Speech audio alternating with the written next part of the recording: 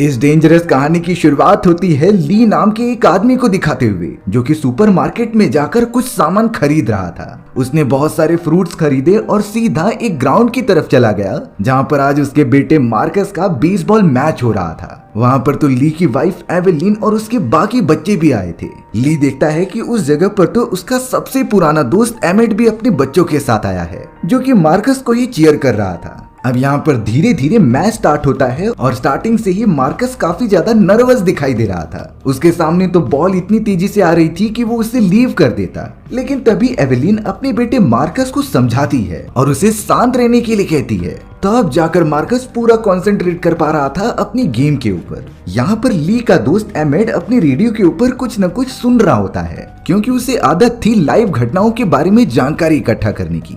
अब यहाँ पर सारी चीजें तो एकदम नॉर्मल तरीके से चल रही थी, लेकिन तभी ली नोटिस करता है आसमान से कुछ नीचे गिरता हुआ, जो बहुत ही ज्यादा तेजी से जमीन की तरफ बढ़ता ही जा रहा था। सभी लोग तो अब उस चीज को देखकर एकदम से डरने लगे और उस ग्राउंड को खाली कर दिया। किसी को नहीं पता कि आखिर वो अनजान सी चीज क्या है जो आसमान से नीचे आ रही थी। फिलहाल के लिए सारे लोग उसे एक खतरा ही मानते हैं और जल्द से जल्द सारी जगह को खाली करने लग जाते हैं। वो तो अपने अपने घर पर जाकर छुपने की कोशिश कर रहे थे। इसीलिए ली अपनी वाइफ एवेलिन को कहता है कि तुम बच्चों को लेकर घर पर चली जाओ। ली तो अब साइड में जाकर अपनी कार लेने जा रहा था। ली के साथ तो उसकी बड़ी बेटी रेगन भी होती है। वो अपने फादर से बहुत प्यार करती थी, इसीलिए इस क्रिटिकल कंडीशन में वो छोड़कर नहीं जा सकती। इसीलिए रेगन भी ली के साथ कार लेने के लिए चली गई। हालांकि इन भागा दौड़ी में उन दोनों को कार तो मिल जाती है, लेकिन अब ली कार में से बाहर निकलकर पुलिस ऑफिसर से पूछने लगा। पुलिस ऑफिसर को भी कुछ नहीं पता होता, लेकिन तभी अचानक एक बहुत ही खतरनाक क्रिएचर भागते हुए आता है और पुलिस ऑफिसर की कार से टकरा जाता है। ये इतने बड़े और खतरनाक क्रिएचर थे कि सामने आने वाले सभी को डिस्ट्रॉय कर देते। इन्होंने कई इंसानों को जान से मार दिया था। यही देखकर ली सबसे पहले रेगन को लेता है और कार के अंदर बैठ जाता है। ली तो अपनी बेटी रेगन के साथ कार के अंदर जल्द से जल्द आकर उसे चालू करने की कोशिश कर रहा था, लेकिन अफसोस की बात यह होती है कि कार चालू ही नहीं हो रही थी। वो बड़े बड़े क्रिएटर्स तो जहां भी जा रहे थे तबाही मचा रहे थे। ली तो यहाँ पर पूरी तरीके से फंस गया था और उसे समझता ही नहीं कि वो अपनी बेटी को कैसे बचाए। वहीं दूसरी तरफ हमें एवेलिन को दिखाया जाता है, जो अपने बच्चों को लेकर घर जा रही थी, लेकिन अब उसके भी ठीक सामने वही खतरनाक क्रिएचर्स आ गए थे जो सारी कार्स को उलट पलट रहे होते हैं। एवेलिन ने जब ये देखा तो वो तुरंत ही अपनी कार घुमाती है उससे बचने के लिए। हालांकि उसने कार को रिवर्स ले लिया था, इसीलिए उस एलियन के हमले से बच जाती है। लेकिन अफसोस की बात ये थी कि थोड़े ही दूर पर उसकी कार का एक्सीडेंट हो जाता है और वो कार अब चल नहीं पाएगी, जिसकी वजह से एवेलिन और उसके बच्चों की जान अब खतरे में है। वो क्रिएचर्स तो इंसानों से काफी बड़े थे और उनके पास नुकीले पंजे भी होते हैं, जिसकी मदद से वो सामने आने वाले सभी इंसानों को मार देते हैं। शहर में तो चारों तरफ भगदड़ का माहौल हो गया था। ली तो फिलहाल के लिए अपनी बेटी रेगन की प्रोटेक्शन के लिए एक शॉप के अंदर चला जाता है। ये पता चला कि उसी की तरह कई सारे लोग अपनी जान बचाकर वहां छुपे हुए हैं। ली तो अपनी बेटी रेगन को एकदम शांत रहने के लिए कहता है और किसी को चिल्लाने के लिए नहीं कहता है, क्योंकि वो खतरनाक क्रिएचर बाहर की तरफ था और उनकी आवाज सुनते हुए अंदर आ रहा था। धीरे धीरे जब वो अंदर आया तो अचानक एक लेडी का मोबाइल फोन बजने लगा होता है, जिसकी आवाज सुनकर वो क्रिएचर एकदम पागल हो गया और उनके ऊपर हमला करने लगा। सारे लोग अपनी जान बचाकर यहाँ से वहाँ भागने लगे थे। बेन भी रेगन को लेकर अब उस शॉप से बाहर निकल जाता है और सीधा दूसरी तरफ भागता है, पर उन दोनों की आवाज सुनकर अभी भी एक क्रिएचर उनका पीछा कर रहा था। वहीं से थोड़ी दूर पर हम एवेलिन और मार्कस को देखते हैं, जो कि एक पुलिस कार के पीछे छुपे हुए थे। ली भी जब अपनी बेटी को उस जगह पर लेकर आता है तो वो क्रिएचर ठीक पीछे ही था, लेकिन वहाँ एक पुलिस ऑफिसर आने के बाद उसने अपनी शॉटगन निकाली और उस क्रिएचर के ऊपर मल्टीपल फायर कर दिया। लेकिन उस गन से क्रिएचर को ज्यादा कुछ डैमेज ही नहीं होता। वो क्रिएचर तो अब पुलिस ऑफिसर की आवाज सेंस करता है और उसके ऊपर कूद पड़ता है हमला करने के लिए। पुलिस ऑफिसर की तो बहुत ही बुरी तरीके से वही मृत्यु हो गई थी, जिसके बाद ये पूरा सीन ब्लैंक हो गया। हमें अब यहाँ पर कुछ समय बाद का सीन दिखाया जाता है, जहाँ पर एवेलिन एक अपार्टमेंट में मौजूद थी। वो तो अपनी बेटी रेगन और अपने बेटे मार्कस के साथ मौजूद होती है। एवेलिन का तो हाल ही में एक छोटा सा बेबी पैदा हुआ था। अब यहाँ पर एवेलिन बेसमेंट की तरफ चली जाती है क्योंकि वहाँ काफी पानी भर गया था। उसने सबसे पहले अपनी छोटी बेबी के लिए एक बॉक्स निकाला जिसमें कि वो उसे रख सके और बेबी उसमें पूरी तरीके से सुरक्षित रहेगी। साथ ही साथ वो ऑक्सीजन सिलेंडर्स भी निकालते हैं जो मुश्किल समय में उनके काम में आएंगे। वो तो अब अपने सारे बच्चों को लेकर ऊपर की तरफ आ गई थी और वो ये सारा काम एकदम आराम से कर रही होती है क्योंकि अभी भी वो खतरनाक क्रिएचर्स चारों तरफ फैले हुए थे। जरा भी आवाज आने पर वो क्रिएचर्स समझ जाते और उनके ऊपर हमला करने आ जाते। इसीलिए एवेलिन ने अपने दोनों बच्चों को समझा दिया था कि चाहे कुछ भी हो जाए तुम्हें आवाज नहीं करनी है। अब यहाँ रेगन को अपने फादर ली की बहुत याद आ रही थी। वो पता नहीं अब कहाँ पर हैं जो लास्ट टाइम उनसे बिछड़ गए थे। इसी वजह से रेगन अपने फादर ली का एक रेडियो लेकर ट्राई करते रहती कि आखिरकार कहीं कनेक्शन मिल जाए और वो अपने फादर ली को जल्द से जल्द ढूंढ ले। रेगन के पास तो एक मैप होता है जिसके अंदर वो मार्क करती जाती थी। अब यहाँ पर रेगन जब अपने अपार्टमेंट के टॉप पर जाती है तो उसे कुछ दूरी पर आग जलता हुआ दिखाई दे रहा था। अब ये कौन हो सकता है इसका पता रेगन और उसकी फैमिली को लगाना ही होगा क्योंकि जब से वो क्रिएचर्स पृथ्वी पर आए हैं इंसानों की संख्या बहुत कम हो गई है। एक तरीके से इंसान विलुप्त होने की कगार पर आ गए थे और जितने लोग बचे हैं वो किसी भी तरीके से सरवाइव कर रहे हैं।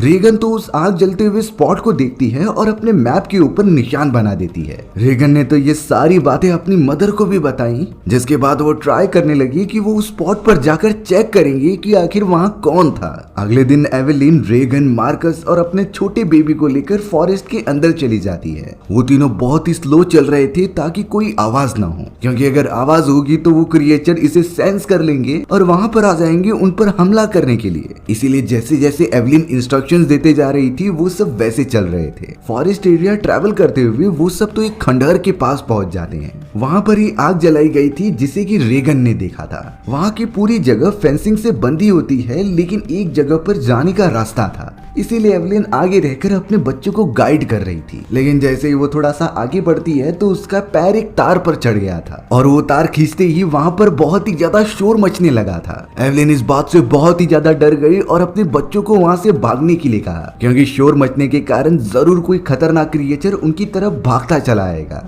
मार्कस और रेगन तो अपनी जान बचाकर वहाँ से भागने लगते ही हैं लेकिन तभी अचानक मार्कस का पैर बहुत ही खतरनाक ट्रैप में फंस गया। मार्कस को इतना दर्द हो रहा था कि वो सह नहीं पाता और वो जोर से चिल्लाने लगता है लेकिन एवेलिन तुरंत ही आकर मार्कस का मुंह बंद करती है क्योंकि चिल्लाने से वो क्रिएचर तो अब आने ही वाले थे। एवेलिन किसी भी तरीके से मार्कस को संभालती है और उसके पैर में लगे हुए ट्रैप को धीरे धीरे निकालती है। लेकिन डरा देने वाली बात ये थी कि इन सारी आवाजों की वजह से वहाँ पर एक क्रिएचर पहले से ही आ गया था जो उनकी तरफ हमला करने के लिए बढ़ता है। लेकिन एवेलिन को अपने बच्चों को बचाना था इसीलिए उसने अपनी शॉटगन निकाली और उसे फुल पावर मोड पर करके उस क्रिएचर के ऊपर फायर कर दिया। वो तो उसके ठीक सर पर वार करती है जिससे कि वो क्रिएचर एक ही बार में वही मर गया। यानी इतने समय में एवेलिन ने पता लगा लिया है कि उन क्रिएचर्स को कैसे मारा जाता है लेकिन अगर उनकी क्वांटिटी ज्यादा हो तो ऑब्वियसली वो उससे लड़ाई नहीं कर सकती। एवेलिन को ये नहीं पता था कि आखिर ये ट्रैप्स यहाँ पर किसने लगाए लेकिन फिलहाल उसके बच्चों की सेफ्टी ज्यादा इंपॉर्टेंट थी। इसीलिए एवेलिन, रेगन, मार्कस और अपने छोटे बेबी को लेकर वहां से दूर जाने लगती है। लेकिन अब खतरा और भी ज्यादा बढ़ गया था क्योंकि गन की आवाज सुनकर कई सारे क्रिएचर्स वहां पर जमा होने लगे। इसीलिए एवेलिन खुले रास्ते में भागने की बजाय उसी खंडहर के अंदर चली जाती है अपने बच्चों को लेकर।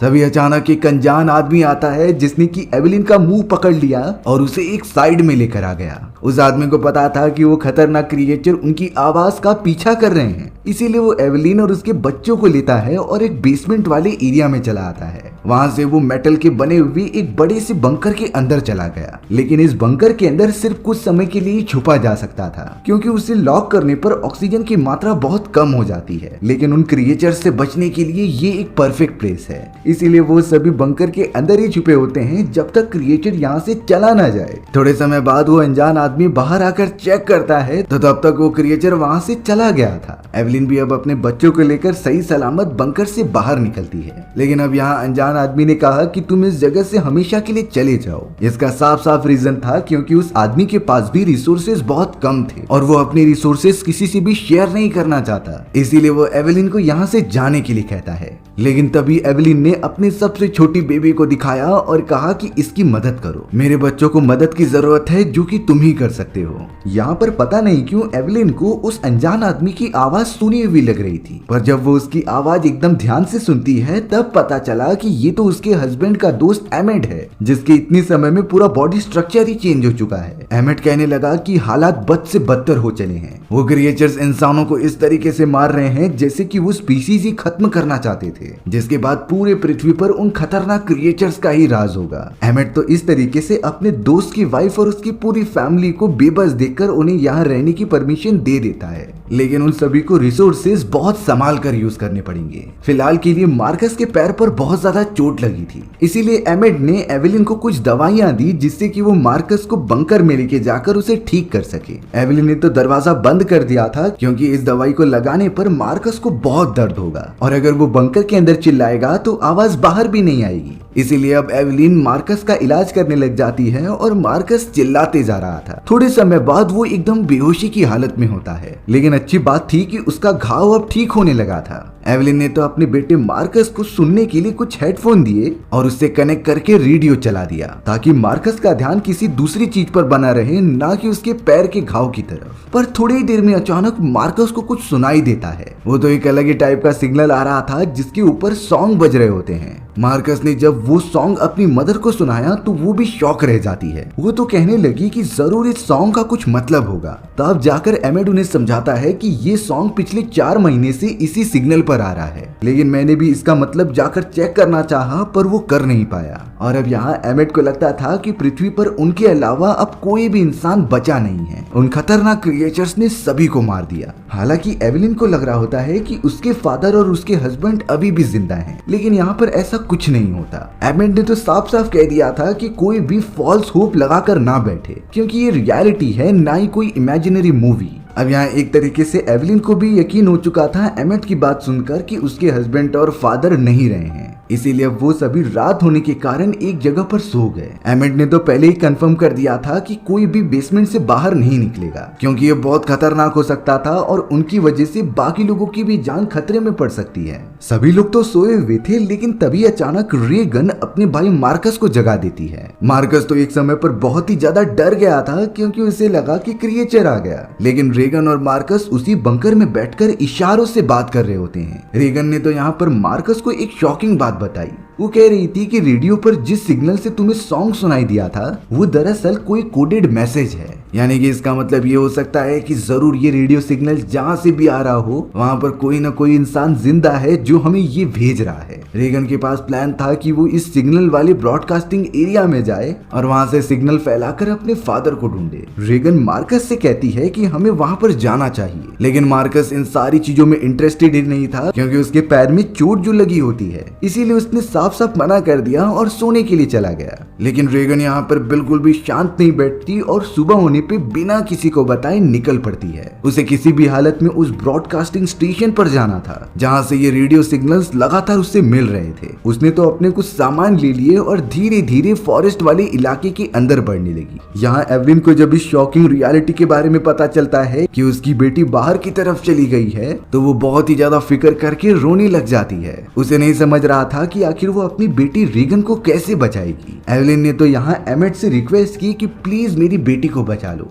वो बहुत ही ज्यादा नाजुक है जो कुछ भी सह नहीं पाएगी। एमेट भी इस बात पर बहुत ज्यादा सोचने लगता है कि उसे बाहर जाना चाहिए कि नहीं, लेकिन अब एवेलिन की बेटी रेगन को तो बचाना ही होगा। हमें तो रेगन को दिखाया गया जो फॉरेस्ट वाले रास्ते से आगे बढ़ते हुए एक ट्रेन के पास आ जाती है और उन खतरनाक एलियंस ने ट्रेन को पूरी तरीके से डिस्ट्रॉय भी कर दिया था। रेगन तो अब उस ट्रेन के अंदर जाकर कुछ सामान की चीजें ढूंढने लगी। वहाँ पर तो कई सारे इंसानों की डेड बॉडी पड़ी हुई होती है जिनकी हालत बहुत बुरी हो चुकी थी। रेगन जब थोड़ी सी छानबीन करती है तो उसे एक फर्स्ट एड बॉक्स मिल गया था था, जिसे कि वो जब लेने जाती है तो उसके हाथ पर एक डेड बॉडी गिर गई, जिसकी वजह से रेगन काफी डर जाती है और जोर से चिल्ला देती है। अब यहाँ रेगन को तो पता ही था कि अगर उसने आवाज की है तो वो क्रिएचर वहाँ पर आएंगे ही। होता भी कुछ ऐसा ही है। वहाँ पर तो एक बहुत ही खतरनाक क्रिएचर आ चुका था जो धीरे धीरे रेगन के पास बढ़ रहा होता है, लेकिन रेगन के पास अभी भी अपनी ईयर मशीन और वो रेडियो मौजूद था, जिसकी मदद से वो बहुत ही अजीब तरीके का साउंड क्रिएट करती है और इन सारे सिग्नल के कारण वो क्रिएचर बहुत ही ज्यादा डिस्टर्ब होने लगा। एक अच्छा मौका देखकर अब रेगन ने तुरंत ही अपनी गन निकाली और उस क्रिएचर के सर पर शूट किया, पर उसका निशाना उतना अच्छे से नहीं लगता। इसी वजह से वो क्रिएचर सिर्फ घायल होता है, ना कि मर जाता है। और अब उसे पता चल चुका था कि आखिरकार रेगन कहाँ पर मौजूद है, तो वो उसे मारने के लिए आगे बढ़ने लगा। रेगन तो अपनी गन को वापस रीलोड ही नहीं कर पा रही थी और अब उसे लगा कि शायद ही उसका आखिरी मोमेंट है, लेकिन एकदम सही समय पे वहाँ एमेड आ गया और उसने उस क्रिएचर को पीछे से खत्म कर दिया। एमेड तो तुरंत ही रेगन को बचा लेता है और वहां से भागते हुए एक दूसरी जगह पर जाता है, क्योंकि गन चलाने की आवाज यहाँ आई थी, यानी कि बाकी क्रिएचर्स भी उसी जगह पर जाएंगे। अब यहाँ सेफ जगह पर पहुंचने के बाद एमेड रेगन को समझा रहा होता है कि मैंने इस जगह के कुछ ही दूरी पर नाव देखी है और हम यहाँ से आराम करने के बाद उस जगह की तरफ निकल पड़ेंगे। वहीं अब हमें एवेलिन को दिखाया गया जो कि अपने बेबी को सुला रही होती है, लेकिन अफसोस की बात ये थी कि ऑक्सीजन सिलेंडर अब खत्म होने वाला था, जिसकी वजह से वो अब परेशान होने लगी। ऑक्सीजन नहीं रहेगा तो वो सभी लोग जिंदा कैसे रह पाएंगे ये नहीं समझता, इसीलिए अब एवेलिन को कुछ न कुछ तो करना ही होगा। वहीं दूसरी तरफ हमें दिखाया गया कि रेगन आराम करके उठ रही होती है, लेकिन जैसे ही उसने अपनी ईयर मशीन और रेडियो को देखा तो वो वहां से गायब था। एमेड भी उसे कहीं दिखाई नहीं दे रहा होता। रेगन तो बहुत ही परेशान होकर बाहर आकर चेक करती है, लेकिन उसे एमेड का नामो निशान नहीं मिलता। रेगन तो यही समझने लगी कि शायद एमेड उसकी ईयर मशीन और रेडियो लेकर यहाँ से भाग गया है, लेकिन ऐसा नहीं होता। एमेड तो अब सामने से उसकी रेडियो और एयर मशीन को लेकर आ गया और रेगन को दे दिया। वो कह रहा था कि हमें यहाँ से जल्द निकलना होगा, क्योंकि मैंने कई सारे क्रिएचर्स को देखा जो यहाँ पर अब घूम रहे हैं, इसीलिए अच्छा तो यही होगा कि हम आगे बढ़ते रहें। वहीं अब हम एवेलिन को देखते हैं जो कि उस बंकर में से बाहर निकल गई थी। हालांकि पीछे पीछे उसका बेटा मार्कस भी आ रहा होता है, लेकिन अब यहाँ एवेलिन ने मार्कस को समझाया कि तुम बेबी की प्रोटेक्शन करो, मैं जल्द से जल्द ऑक्सीजन सिलेंडर ढूंढ कर लाऊंगी और तुम सभी को बचा लूंगी। मार्कस बहुत ही ज्यादा डर रहा होता है, लेकिन उसे अब जिम्मेदारी तो निभानी ही पड़ेगी, इसीलिए वो बंकर के अंदर चला गया और वहीं एवेलिन सीधा फॉरेस्ट वाले इलाके में आ जाती है। चलते चलते एवेलिन उस जगह पर पहुंच चुकी थी जहां पर उसके हस्बैंड ली की मौत हुई होती है। यानी एवेलिन को पहले से ही पता था कि उसका हस्बैंड नहीं रहा, लेकिन फिर भी वो फॉल्स होप लगाकर बैठी हुई थी और ये रियलिटी तो उसे एक्सेप्ट करनी ही पड़ेगी। रेगन और एमेट तो यहाँ चलते हुए लगातार उस बहुत सारी नाव के पास आ चुके थे, जिनमें बैठकर वो दूसरी तरफ जाने का ट्राई कर रहे होते हैं। यहाँ हमें अब मार्कस दिखाया गया, जिसकी जिम्मेदारी थी कि वो छोटे बेबी की प्रोटेक्शन करे, लेकिन वो कुछ रिसोर्सेज ढूंढने के लिए बेबी को अंदर रखता है और बंकर के बाहर चला जाता है। एवेलिन तो अब चलते हुए एक सुपर मार्केट में आ गई थी। वहां से वो कुछ ऑक्सीजन सिलेंडर्स उठाती है और कुछ दवाइयां भी लेती हैं, जिसके बाद वो धीरे धीरे वापस अपने बंकर के पास आने लगी। वो सारी चीजें एकदम सावधानी से कर रही होती है। रेगन और एमेट को एक नाव तो मिल गई थी, इसीलिए एमेट उसकी रस्सी को बड़े ध्यान से ओपन कर रहा होता है, लेकिन तभी एमेट के पास भागते हुए एक छोटी लड़की आ गई थी। एमेट नहीं समझ पाता कि आखिर ये लड़की जिंदा कैसे है, तभी वो उसके पास जाकर चेक करने लगता है, लेकिन अब उस लड़की ने तुरंत ही एमेट के गले में एक रस्सी बांध दी और उस रस्सी की मदद से बहुत सारी बॉटल्स लगी हुई थी, जिससे कि अब आवाज भी होने लगी। देखते ही देखते वहाँ पर कुछ आदिवासी लोग आ जाते हैं जो उसी लड़की के ग्रुप के मेंबर्स थे। उन्होंने तो रेगन से उसका रेडियो और ईयर मशीन ले लिए थे, लेकिन पता नहीं वो सारे ग्रुप वाले उन दोनों का क्या करेंगे। यहाँ मार्कस जो कि बंकर के बाहर निकलकर कुछ ढूंढ रहा था, उसे अचानक एक डेड बॉडी दिखाई दे जाती है, जिससे वो बहुत ज्यादा डर गया और वो गलती से नीचे भी गिर जाता है, जिससे आवाज आने लगी। मार्कस तो बहुत ही ज्यादा डर के मारे वापस बंकर में भागने लगा, क्योंकि आवाज के कारण एक क्रिएचर उनका पीछा कर रहा होता है। मार्कस तुरंत ही बेबी के बॉक्स को उस कंटेनर के अंदर रखता है और उसका दरवाजा बंद कर देता है, लेकिन सबसे ज्यादा डराने वाली बात ये थी कि उस कंटेनर का दरवाजा अपने आप ही लॉक हो चुका था, यानी कि जब तक उसे कोई बाहर से न खोले तब तक मार्कस और बेबी आजाद नहीं हो सकते। और ये कंडीशन बहुत ही ज्यादा खतरनाक थी, क्योंकि उनके पास तब तो ऑक्सीजन भी नहीं है। वो क्रिएचर तो अब बंकर के अंदर घुसकर सारी चीजें डिस्ट्रॉय करने लगा था और इन चीजों की आवाज दूर दूर तक फैल रही होती है। लेकिन अब कुछ समय के अंदर एवलिन भी उस जगह पर आ चुकी थी और उसे ये कंफर्म हो जाता है कि कोई खतरनाक क्रिएचर हमारे बंकर में घुस चुका है। मार्कस और बेबी तो बहुत ही ज्यादा खतरे में थे और वहां पर तो उनके पास ऑक्सीजन भी नहीं होती। इसीलिए अब एवलिन ने अपनी जान जोखिम में डालकर वहां पर एक फायर कर दिया, जिससे कि उस क्रिएचर का ध्यान पूरा उसकी तरफ रहे। क्रिएचर अब सीधा बाहर निकल जाता है और एवलिन की तरफ बढ़ने लगता है। लेकिन एवलिन ने इसके लिए एक पहले से प्लान सोच कर रखा था। उसके पास जो 2 सिलेंडर्स होते हैं उनमें से एक को वो क्रिएचर के नीचे ही रखती है, जिसके बाद उसने उस सिलेंडर के ऊपर फायर कर दिया। वहां पर एक बड़ा सा धमाका होता है जिसके अंदर वो एलियन पूरी तरीके से जल गया, लेकिन वो अभी तक मरा नहीं होता। एवलिन फिलहाल के लिए इस मौके का फायदा उठाकर सीधा बंकर के अंदर जाती है और उसके दरवाजे को बहुत अच्छी तरीके से लॉक कर देती है। वो जल्द से जल्द उस कंटेनर के अंदर गई अपने बेटे और बीबी को बचाने के लिए, लेकिन मार्कस किसी भी तरीके से थोड़ा सांस लेकर जिंदा था। जल्द से जल्द एवलिन उन दोनों को बाहर निकाल के अच्छी तरीके से ऑक्सीजन देती है। वहीं अब हमें रीगन और एमेट को दिखाया गया, जिन्हें कि उन सारे कबीले वालों ने पकड़ लिया होता है। वो तो रीगन को पता नहीं कहां लेकर जा रहे थे। तभी एमेट ने यहाँ पर रीगन को इशारा किया कि तुम पानी में कूद जाओ। रीगन ऐसा ही करती है और उनमें से एक आदमी को धक्का देकर पानी में कूद जाती है। एमेट ने तो यहाँ उस कबीले में से एक आदमी को पकड़ा और उसे जान से मार दिया, जो कि इतना ज्यादा चिल्लाता है जिससे बहुत ज्यादा आवाज आने लगी। और इसी आवाज को सुनते हुए एक खतरनाक क्रिएचर वहां पर आ चुका था। वो तो अब आगे बढ़ते हुए कई सारे कबीले वालों को जान से मार देता है। सभी लोग उससे डर कर भागने लगे थे।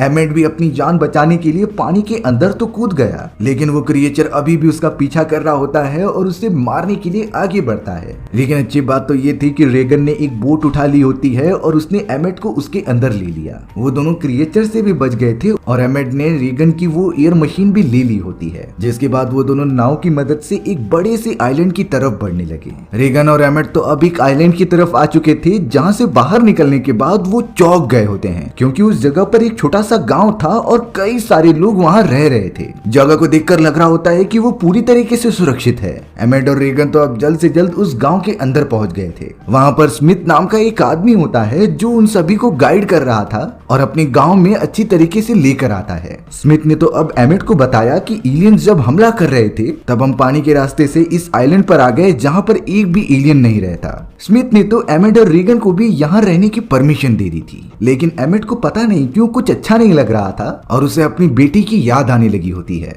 एमेट जब पानी के पास जाता है तो उसे अपनी बोट के अंदर हलचल दिखाई देती है। तब पता चला कि एमेट और रीगन जिस बोट के अंदर आए थे उसमें एक क्रिएचर फंसा हुआ था, जो अब इस आइलैंड पर भी आ चुका है। एमेट तो बहुत ही ज्यादा डर जाता है और भागता हुआ सीधा गांव वालों के पास आ गया। वो सभी को कहने लगा कि वो अपने घर के अंदर जाए क्योंकि एलियंस आ चुके हैं, लेकिन शायद तब तक काफी देर हो चुकी थी। कई सारे क्रिएचर्स उन सभी गांव वालों के ऊपर हमला करने लगे और सभी को मार रहे होते हैं। एमेट अब जल्द से जल्द एक बच्चे को बचाता है और रीगन को लेकर सीधा सेफ जगह पर चला जाता है। स्मिथ ने तो यहाँ अपने बच्चों को अलमारी के अंदर बंद कर दिया और उसे आवाज नहीं करने के लिए कहा, जिसके बाद स्मिथ, रीगन और एमेट गाड़ी के अंदर बैठते हैं और हॉर्न बजाते हुए दूर चले जाते हैं, जिससे कि क्रिएचर हॉर्न की आवाज सुने और उनके पीछे आ जाए। वो क्रिएचर लगातार उनका पीछा करता ही रहता है और उनकी कार को डैमेज कर देता है। लेकिन अच्छी बात तो ये हुई कि वो तीनों सामने वाले एक रेडियो स्टेशन के अंदर चले गए थे, लेकिन स्मिथ अपने बच्चों को बचाना चाहता था और तभी अचानक उसके पीछे से क्रिएचर आ गया और उसे पकड़कर लेके चला गया। स्मिथ की वहीं पर मौत हो जाती है।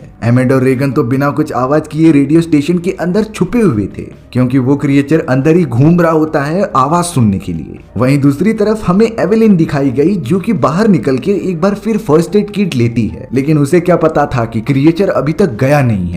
वो तो जरा सी आवाज सुनकर अब धीरे धीरे एवेलिन की तरफ बढ़ने लगा, पर एवेलिन अब कंटेनर के अंदर चली जाती है। उसका बैड लक ये होता है कि कंटेनर का दरवाजा ही नहीं बंद हुआ, जिसकी वजह से वो एलियन हाथ मारने लगा उन सभी को पकड़ने के लिए। एवेलिन, मार्कस बहुत ज्यादा चिल्ला रहे होते हैं उस क्रिएचर को यहाँ से भगाने के लिए। वहीं दूसरी तरफ रेडियो स्टेशन के अंदर एमेट रीगन को एक ऑफिस के अंदर भेजता है, जहाँ से सिग्नल्स को कंट्रोल किया जाता था, पर अचानक थोड़ी सी आवाज होने के कारण वो क्रिएचर उनके ऊपर हमला करने आ गया और एमेट को घायल करने लगा। तभी रेगन अपने कान में से एयर मशीन निकाल लेती है और उसे वहाँ के एक रेडियो के अंदर बजाने लग जाती है, जिससे कि कुछ अजीब तरीके के साउंड्स निकल रहे थे और यही साउंड उस क्रिएचर को पूरी तरीके से परेशान कर देते हैं, जिससे कि उसे तकलीफ होने लगी। रेगन को ये बातें पहले से ही पता थी कि इस टाइप की फ्रीक्वेंसी इन क्रिएचर्स को कमजोर कर देती हैं, इसीलिए अब वो तो रेडियो स्टेशन में भी आ गई होती है, जिससे कि वो ये साउंड चारों तरफ फैलाने लगी। यहाँ कंटेनर के अंदर जो एलियन घुसता चला जा रहा था, उसने तो एवेलिन की पैर पर काफी चोट लगा दी होती है और शायद अब वो उन सभी को मार देगा, लेकिन रेगन ने उस डिस्टर्ब कर देने वाले साउंड को चारों तरफ फैलाना स्टार्ट कर दिया। वो तो ऑन एयर भी चली जाती है, जिससे कि ये साउंड सुनकर सारे क्रिएचर्स मरने लगे थे। मार्कस भी अपने रेडियो के अंदर वो आवाज चालू कर देता है, जिससे कि सामने मौजूद वो क्रिएचर काफी तड़पने लगा और इस मौके का फायदा उठाकर मार्कस ने उसे गोली मार दी। रेगन ने भी एक आयरन रॉड उसके बॉडी में घुसा दी होती है, जिससे कि उसके पास मौजूद भी क्रिएचर मारा गया। धीरे धीरे साउंड ये पूरे शहर में फैलने लगा था,